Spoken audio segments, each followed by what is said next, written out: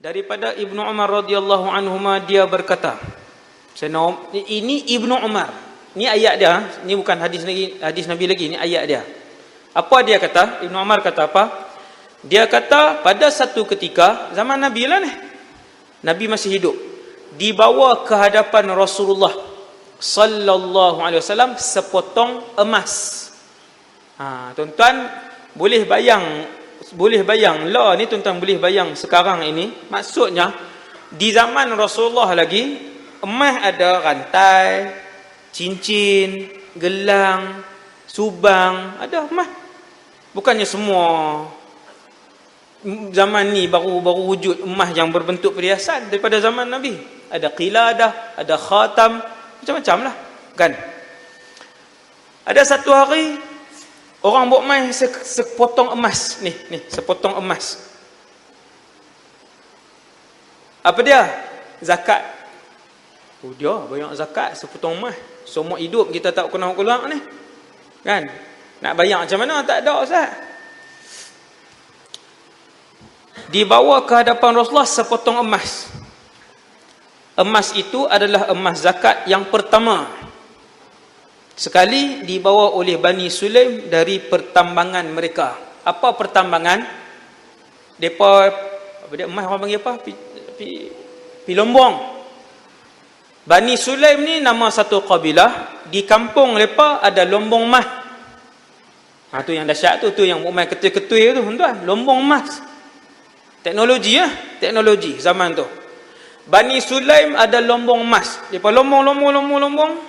Dah boleh, Nabi pun ajak sampai 8 gram kolak zakat, depa buat mai seketui. Ketui besar mana? Wallahu alam. Tuan-tuan tahu zaman Nabi Abdul Rahman ibn Auf ketika wafat, Sayyidina Abdul Rahman yang tuan-tuan duk dengar kaya bilioner di kalangan sahabat tu, ketika dia wafat, emas yang dibahagikan kepada 4 orang isterinya dan anak-anaknya terpaksa dipecah-pecahkan dengan penukul. Besar ni kah nak pecah dengan penukul? Ni besar ni, bongkah ni. Ni bongkah ni. Emas di rumah Abdul Rahman, punya kaya. Sangat kaya. Emas rumah dia berketui-ketui. Kena guna penukul. Kemudian Bani Sulaim bawa mai ke Nabi. Sahabat berkata, "Ya Rasulullah, emas ini adalah hasil dari tambang kita." Tambang ni hasil daripada, dipanggil apa? Hasil bumi ni. Apa dia bahasa yang lebih tepat? Hasil daripada hasil bumi kita.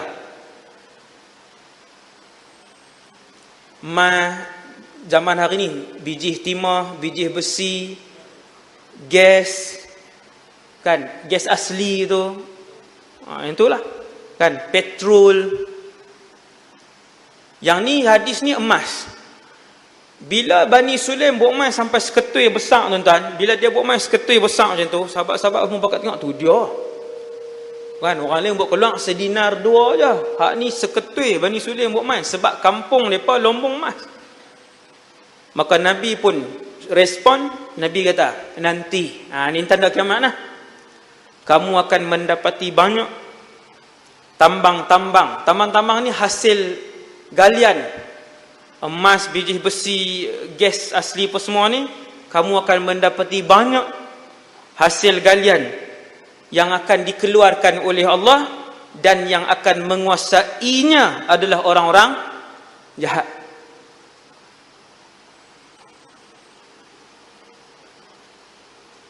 Nak cerita tak? Nak hurai buat contoh tak? Sikit je saya buat contoh. Sikit je. Gas asli di Indonesia dan petrol di Indonesia, tuan-tuan agak banyak mana? Indon, bukan Malaysia, Indonesia. Tuan-tuan, Indon ada satu syarikat cari gali petrol dan gas asli yang lebih tua daripada Petronas, nama dia Pertamina.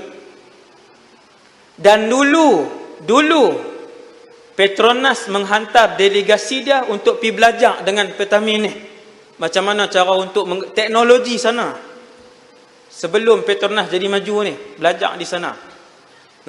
Dan jumlah gas asli di Indonesia mencecah bilion tong. Bilion. yang seandainya kekayaan gas asli saja tak termasuk petroleum dibahagikan kepada rakyat Indonesia, kesemua rakyat Indonesia menjadi kaya. Kaya ke miskin hari ini? Miskin. Sangat susah Indonesia.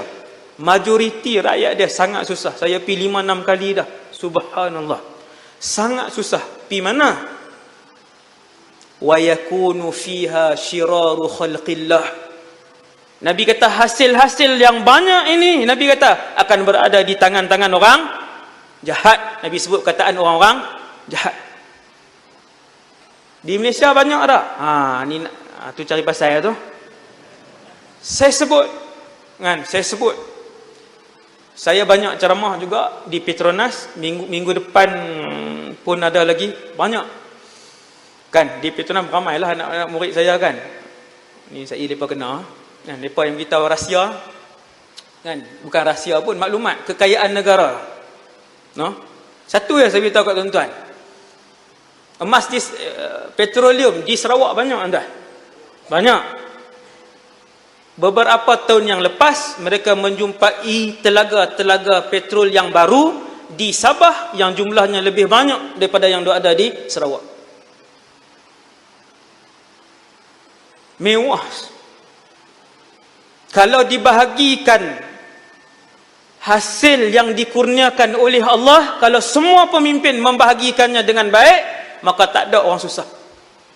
Tapi sya Allah, Allah berkehendak untuk ada atas muka bumi ini ahli syurga dan ahli neraka. Tetap ada jahat. Nabi kata wa takunu wa yakunu fiha syiraru khalqillah. Hasil-hasil yang banyak ini akan dipegang oleh orang-orang jahat. Emas di Afrika, tuan-tuan, emas, pengeluar emas utama dunia, emas di Afrika banyak. Yang sekiranya kekayaan dan keuntungan emas ini dibahagikan kepada rakyat di Afrika, sebahagian negara buat keluar emas, Afrika pun banyak kan, Zimbabwe lah apa, banyak kan. Kalau dibahagikan, nescaya tidak ada orang miskin dalam negara tu. Begitulah setiap negara yang tuan-tuan tengok sampai hari ini, no? Arab ke mana ke, seandainya dibahagikan dengan sama rata kepada seluruh rakyat, maka tak ada lagi orang susah. Tetapi benarlah yang disebutkan oleh Nabi, kekayaan-kekayaan ini yang menguasainya, yang mentadbirnya adalah orang-orang yang jahat. Wallahu subhanahu wa ta'ala alam, walhamdulillahi rabbil alamin.